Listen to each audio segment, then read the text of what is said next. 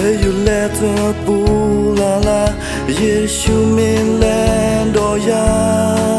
Little titano to me Gule yete to ga Hello ta kota ke oka Waguga mi patia Yeshu min lando ya You plead a lot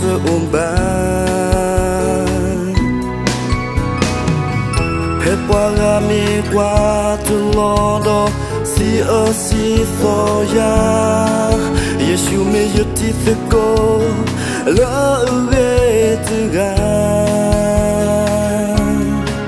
Hello you lo khi a ka Awe da we sa ya Te Yeshu tu ga o me yuti fiko flambo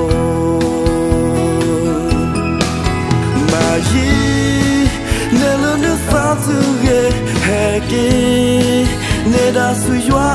o e popa basano Gumbo bitoke weda Tombo weda okona mula Satina thupwa awe mitona basa Gumbo bitoke weda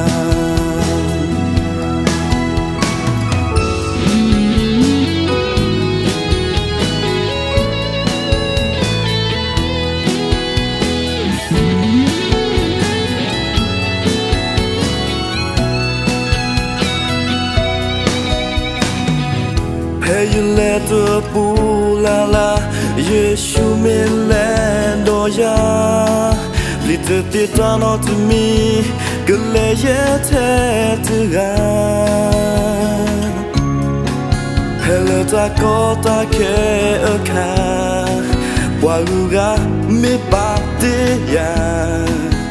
Yeshu min lando ya You plead a lot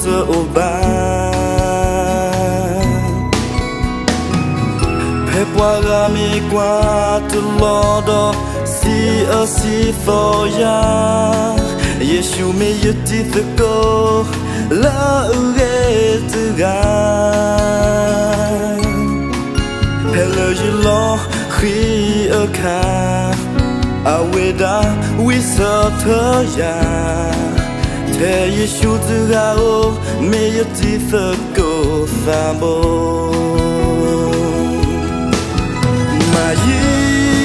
Nela no fatu ge heki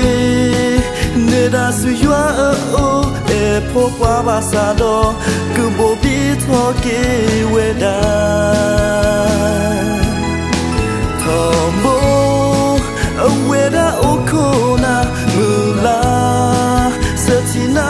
thupwa awe mitona basa Gumbo bitoke weda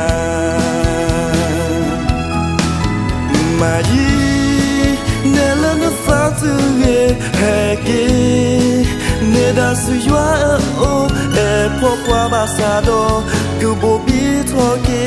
weda Tobo weda okona mula Satina thupwa awe mitona basa Gumbo bitoke weda Awe mitona basa Gumbo bitoke weda